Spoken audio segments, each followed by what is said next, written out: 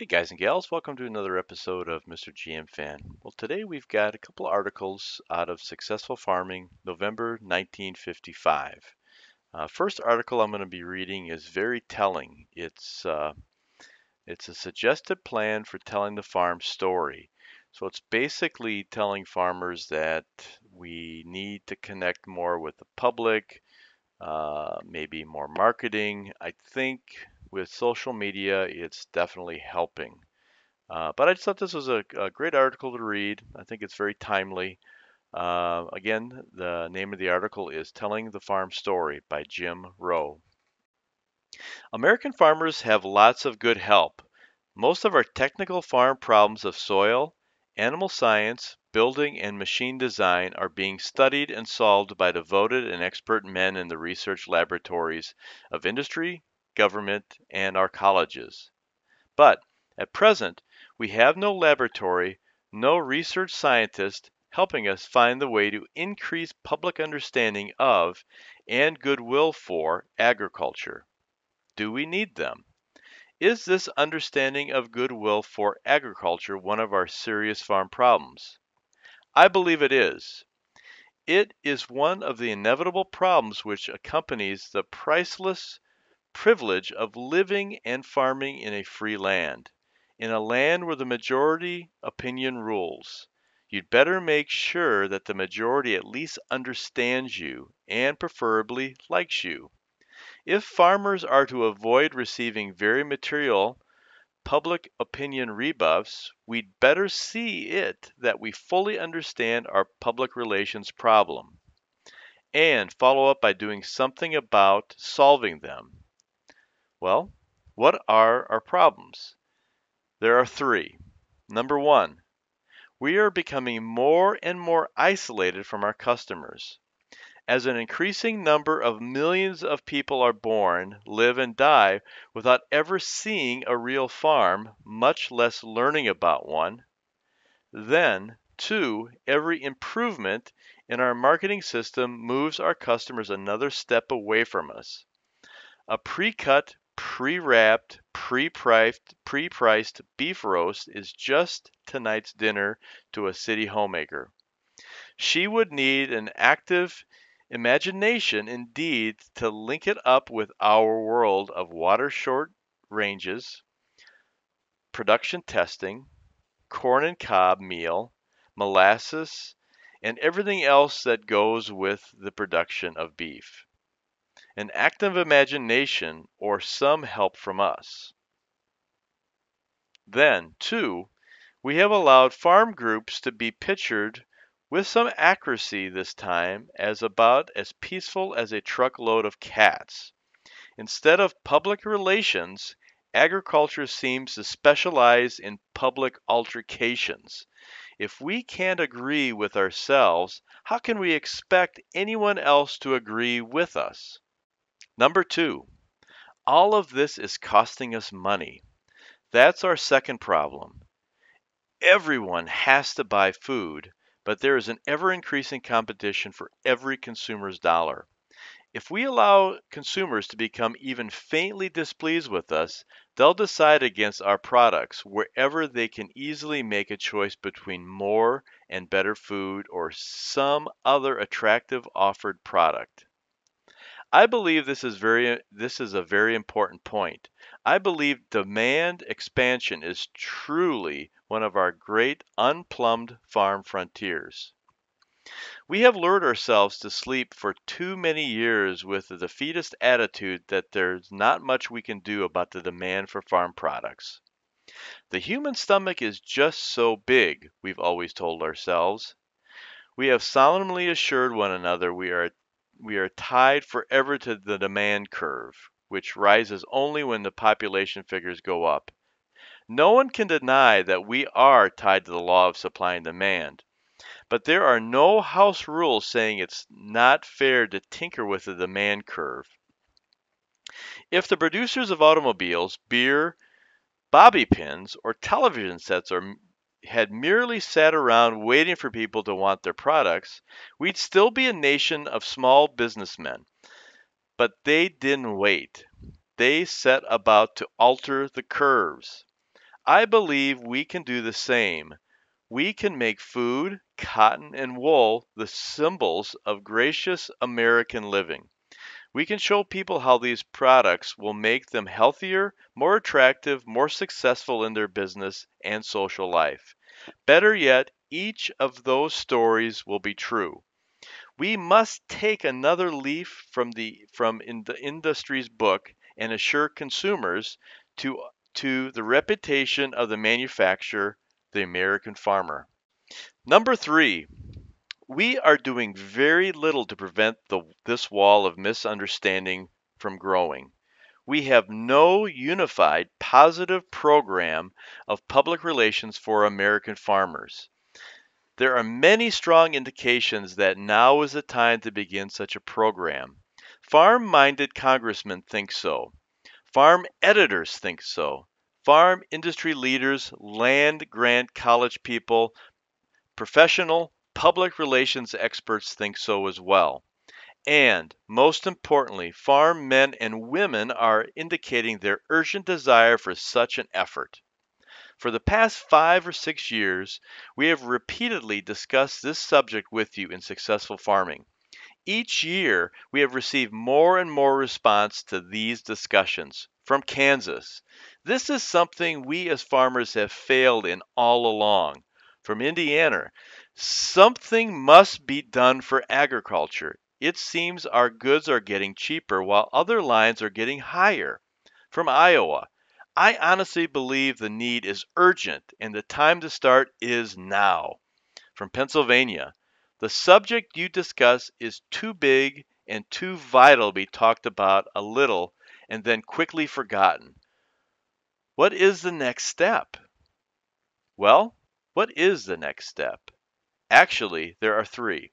Number one, to enlist the aid of counsel of everyone interested in improving public understanding of agriculture. Number two, to study the size of agriculture's public relations problem and its possible solutions. To organize agriculture research laboratory for this important untouched farm problem. Number three, to try out on a small pilot plant scale a limited number of specific projects designed to improve agriculture's public relations. Once started, of what might be agriculture's public relations program consist? Many things. Too many to list in detail here, but several principles would be basic. There are 6 of those basic principles. Number 1, it would be based on facts. Good words should never replace good deeds. Such a program could never deal in half-truths or evasions. Fortunately, our self-interest and the public interest are the same. The truth about agriculture is the best public relations it could have. Number 2, it would never deal with political matters. Agriculture has many other organizations already set up and well staffed to do the legislative jobs for farmers. A public relations office should make the most of the vast number of positive stories agriculture has left untold. Number 3, it would explain the essentiality of agriculture. The security of abundance has never been explained to our people. We are one of the fortunate few nations in the entire world which can relax in the comfort of slightly more food than our people urgently need. We should see that gives thanks for the fact that we are 5% over our goals instead of 5 or 15 or 20% under. Number 4, it would explain the efficiency of United States farmers. We have been much too prone to lecture United States farmers about their unforgivable inefficiency. This is not only an error in good public relations, it is also an error in fact. We are pretty good at the business of producing food. Let us take a little credit for our skill. Number 5, it would show the science, the flavor, the romance of food, the germination of seed, the growth of plants and capturing of energy from the sun by the very efficient leaf of the corn plant are miracles which can be dramatized. Number 6, show what farm products will do for people. We are growing and selling the most remarkable products known to man. We have heard a great deal of exciting accomplishments of new wonder drugs. All the good will these drugs enjoy is well deserved. But we, too, are producing a product which works miracles. What other product can do all these jobs? Build pretty girls and strong, healthy young men. Give you training table, energy for greater success in your job. Give your children a heritage of health, which will stand by them in their lives. Protect you from many diseases and make the attack of many others much milder than it otherwise would be. Keep you younger, more vigorous, longer. And finally, truly put the gold in our golden years. These are just some of the miracles good food can perform. We have never adequately explained them. How could this be done? Relatively simple, by using a generous sampling of well-tested public relations tools. A few basic examples. Here listed are 7. Number 1, begin at home by acquainting your neighboring farms with the importance of joining wholeheartedly in their local civic groups and activities. Too often, we on farms feel we do not have the time for a Monday noon service club luncheon, or we cannot easily end our workday early enough in the evening to take part in other civic functions. The costly result of this is that we are not as well acquainted as we should be, right in our own home communities. Number 2, tours to food growing and processing areas for the urban editors and thought leaders. Much of our agriculture public relations problems is due to the fact that most editors of large circulation city magazines and newspapers have little opportunity to see agriculture at work. Thus, they have little appreciation of our problems and do not personally know anyone to whom they can turn to explain agriculture questions as they arise. Number 3, there is more than a possibility that agriculture could develop a very worthwhile continued television program, which would be of interest to farm and city people alike. Number 4, we should be supplying ideas to the important writers, magazines, and newspapers of the United States. These very important people seldom hear of agriculture except in connection with unpleasant or unseemingly unpleasant events. We should be visiting with them long before this point and helping them find more positive items of interest concerning agriculture. Number 5, staged events can also be made to work for farmers. We can also get behind such national efforts as National Farm City Week. Number 6, many times farmers have the opportunity to speak before their fellow citizens. We could aid them by giving suggestions and fact sheets to use in such public discussions. Number 7, farm summer scholarships for city school children could become an important two-way street for information. With the proper selection, these boys and girls would more than earn their payment from the farms where they were needed and could go back to their city classrooms in the fall to share their fellow students an understanding of present-day farming and farm people. Number 8, eventually, agriculture should find some means of financing adequate institutional advertising to tell the agricultural stories which it will not be able to tell in any other way. Number 9, agriculture should make an aggressive effort to help supply teaching materials to grade schools, high schools, and universities. Since most of our future citizens will not learn about agriculture firsthand, we should be making certain their knowledge of our business is based on fact, interestingly presented. Agriculture has many great stories to tell. It's high time for both our egos and our economics that we begin telling them. That story again is from Successful Farming, November 1955. Title of the story again is A Suggested Plan for Telling the Farm Story by Jim Rowe. The next segment I'd like to read to you is from the Farmers Washington. This is basically a grouping of ideas and comments that were basically managed through the editorial group within the Successful Farming magazine. The editor at the time, back in 55, was Kirk Fox, and he managed some of these articles. The first article I'm going to discuss is Can Farm Organizations Get Together? Well, this was very much a hot button in the mid 50s. We had many farm organizations, and some of them are mentioned in the article here. The two basic farm organizations that most were involved in within Iowa were basically two: the standard bearer, the Farm Bureau, as well as a newer organization that definitely pushed price supports and were a lot more vocal and maybe even aggressive, and that was the NFO, the National Farmers Organization.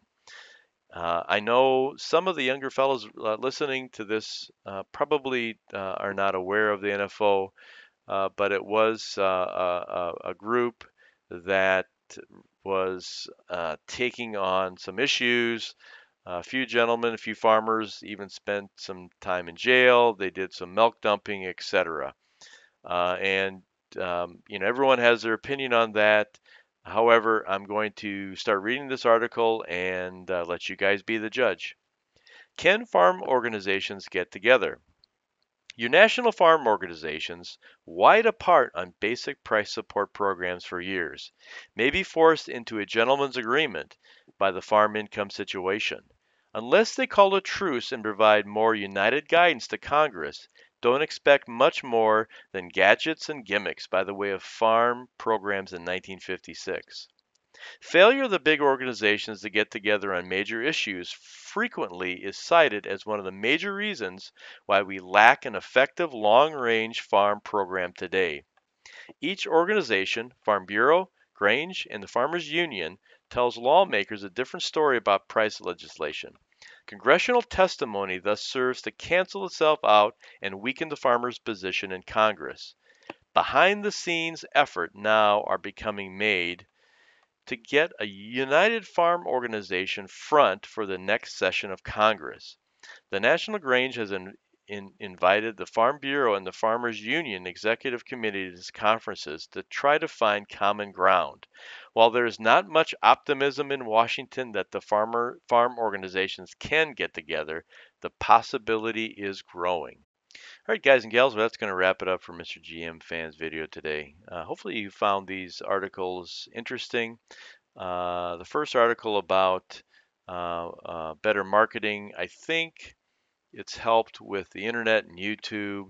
I believe there's a better understanding about the trials and tribulations that are going on out there, and it really gives some of the farmers an outlet to show as well as get online and watch some of the videos of some of their fellow farmers.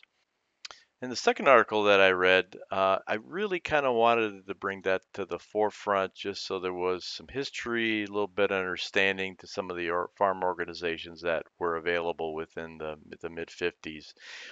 And really the leadership or lack of leadership that those organizations really provided. The Farm Bureau was pretty good at producing a newspaper that was delivered to their members, and it did give some additional bits and pieces and some understanding of the legislation that was trying to be put forward for the farming community, price supports, etc. But there really was some turmoil back in the mid 50s between that organization as well as some of the other majors and some of the smaller. I don't want to necessarily call radical, but at least the more aggressive organizations that were in fact smaller and a little more abrasive that some farmers chose to take part of. Um, some of you guys remember these organizations. I'd love to have you kind of chime in and put some comments down just so some of the younger guys and gals can kind of understand where we're at today and maybe even try to give us some information as to why you think the presence of these organizations aren't as strong as they used to be, and really dwindling. But anyway, thanks guys and gals for watching and listening to these articles that I'm bringing you today. Please comment again. I love reading your comments. Thanks and God bless.